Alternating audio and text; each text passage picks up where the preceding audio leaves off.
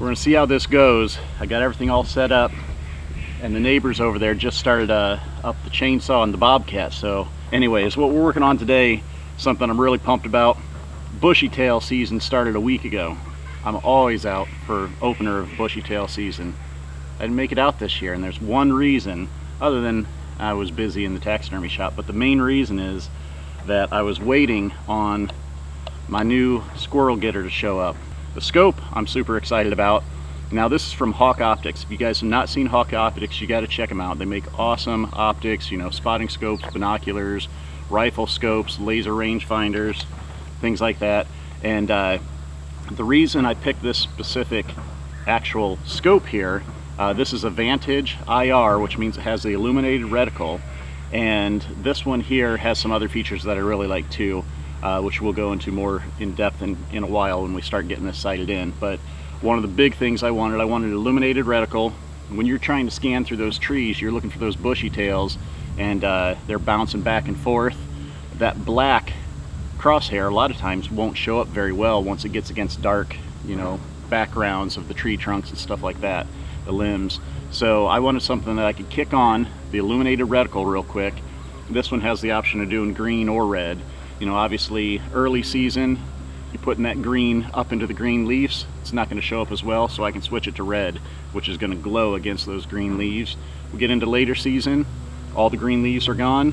You know, I may feel like kicking it onto green, you know, maybe that shows up better with the lighting that I'm looking at in a specific area. So wanted the illuminated reticle.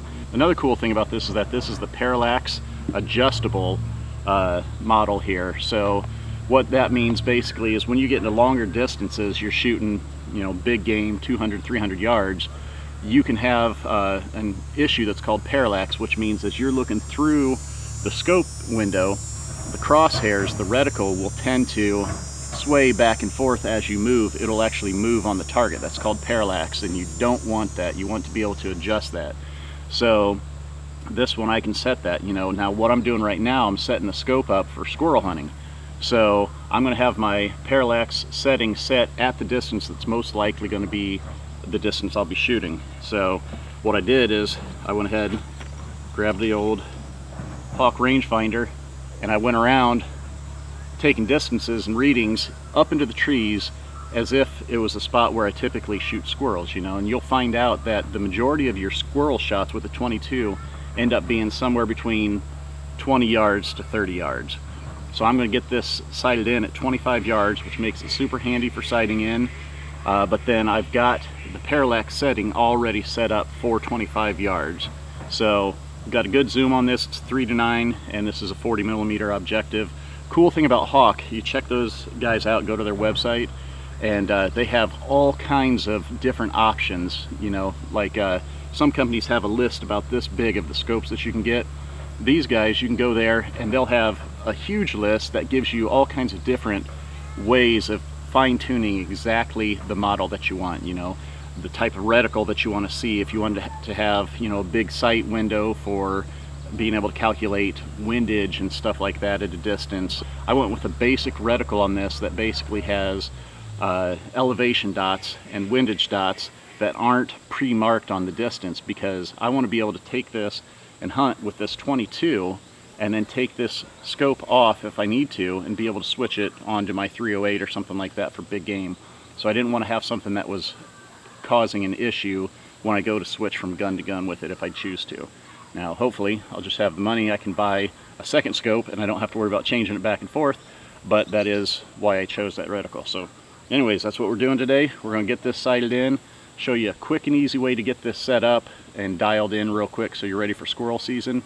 And one secret weapon that we're going to be using here for you guys to be able to see what's going on is Tactacam FTS. If you haven't seen this, this thing is sweet. Now when you get a Tactacam, it typically comes with this part right here. This is the actual camera itself. Simple, easy operation. You hit the button one time, it instantly pops on, starts recording. Hit it again, it pauses. Hold it down for a few seconds, it shuts off. There's all kinds of cool slow motion features that it has, and can shoot in 4K and stuff, so it's got a lot of cool things, but we're not going into that right now.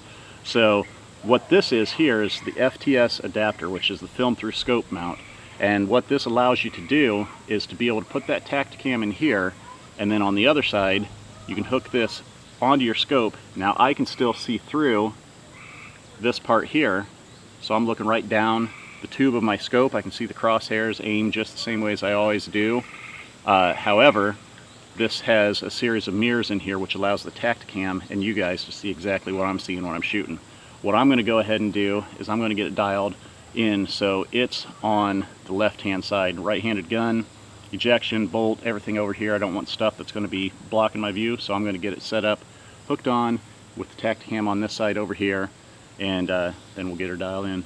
Alright, so now that we got that Tactacam mounted on there, we're going to put together a video at some point in the future showing how to get this fine-tuned and do the focus and all the settings and stuff like that to get it the way you want it for shooting through the camera. But for right now, I got squirrels to attend to, so we're just going to worry about showing that video later on. So, got the Tactacam all set here. Now what we're going to be shooting is CCI quiets.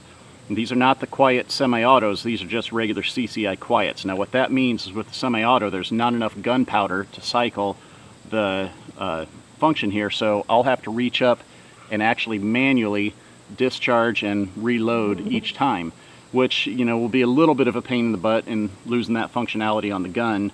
However, the trade-off is that these things are super quiet, and while that squirrel's trying to figure out what just happened to his buddy, I'm dialing in on him, getting ready to shoot him too. So it gives you the opportunity to get some twofers out there in the field. So we got this all set up. We're going to get this loaded up. Now just to make sure we've got, I've went over it.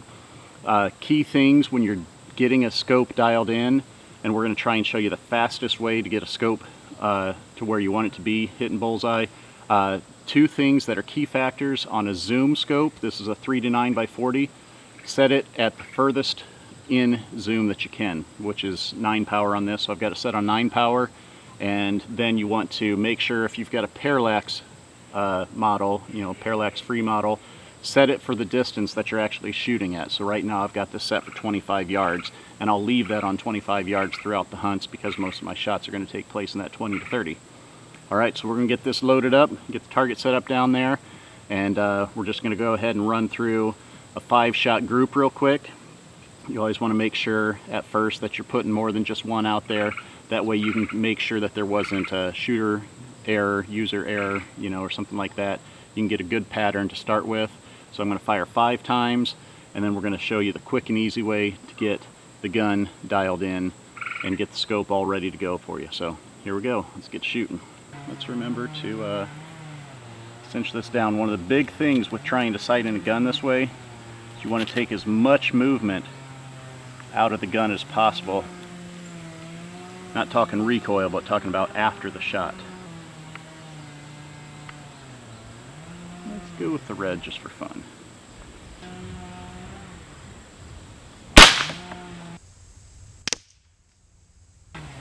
Shot number 2.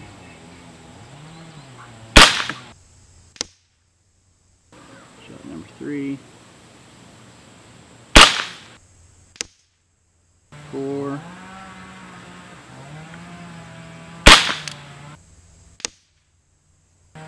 5.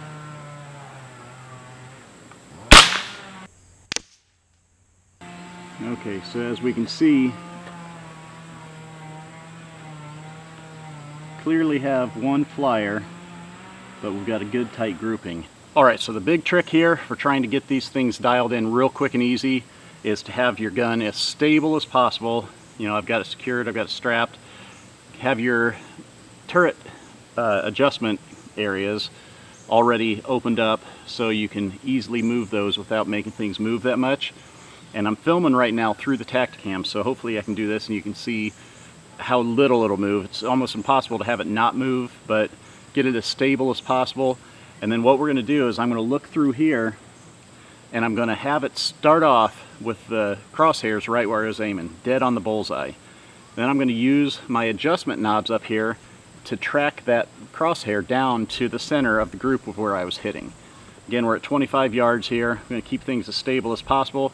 This should get us right in the ballpark of hitting bullseye, and then we'll probably have to do some fine-tune adjustments with the math formulas of, you know, 1 click equals 1/8 of an inch at 50 yards, you know, 1 click equals 1/16 of an inch at 25 yards. So the point is we're trying to avoid having to do a bunch of math right now. We're going to get a real ballpark close, and then we'll go from there. So I've got it dialed in right on the bullseye, and then I'm going to go ahead and just gently turn the knobs and try and bring the point of impact, the point of aim, down to the point of impact.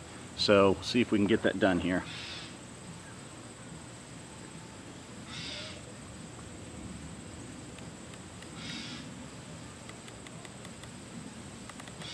Okay, right now I'm bringing it down.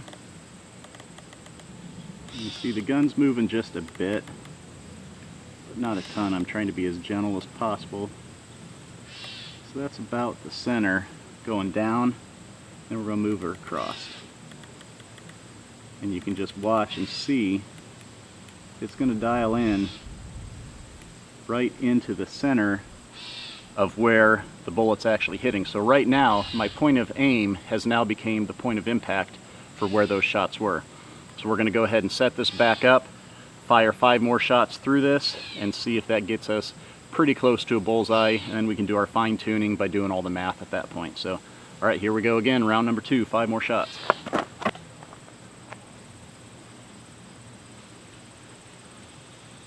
Sun just popped out, so getting a little warm. Those bushy tails are going to be doing a little bit of sleeping right now. In the next 3 or 4 hours, they're going to wake up and say, let's get to chewing some nuts before dark hits. And me and my buddy Chris are going to be waiting for him.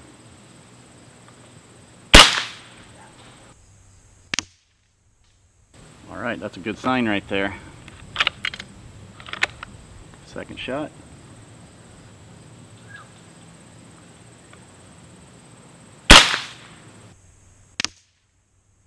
Okay, as you can see, we're not perfect, but we're quickly killing squirrels already. I'm going to go ahead and shoot all 5 of these just to make sure I've got a good pattern.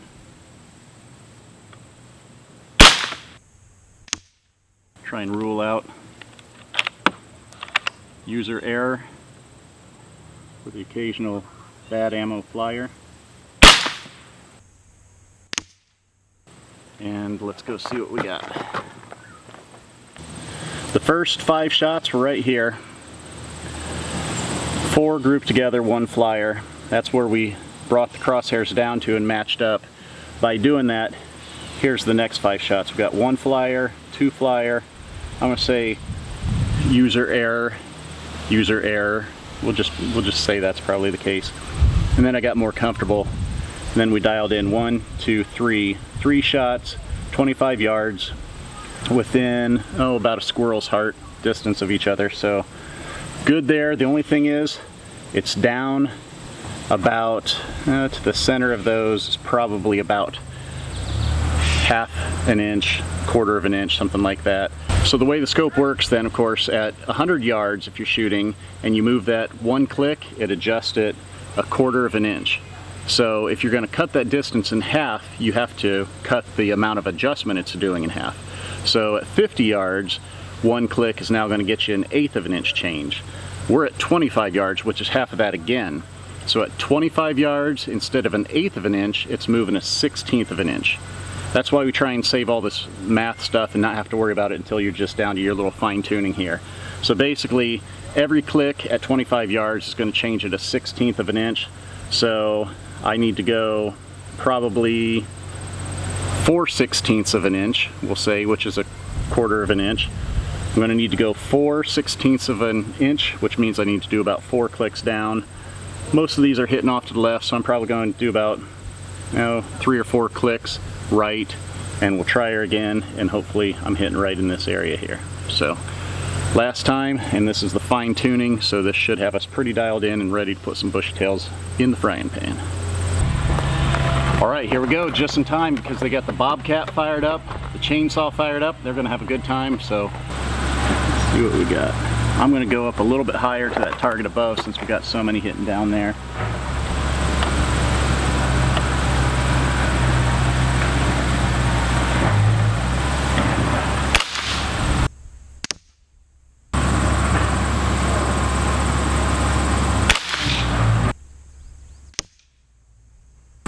have been a flyer there. Seemed like that one was too far out to have been user error. You'll have that sometimes.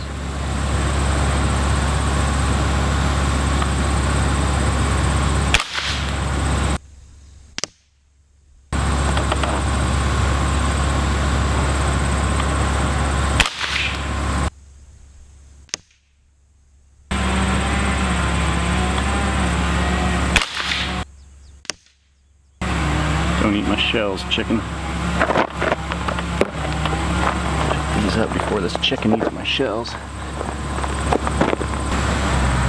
Alright, sweet. So what I'm seeing from here, I had one flyer, which could have been user error or just a dud bullet that went out. Other than that, the other 4 shots are all within the bullseye, which is the same size as a head of a squirrel, you know. So if I'm taking head shots, I'm hitting that thing right in the brain. So should be good, should be great, ready for squirrel season here, and excited to get this thing out. So again, that's a quick, easy way to get it dialed in.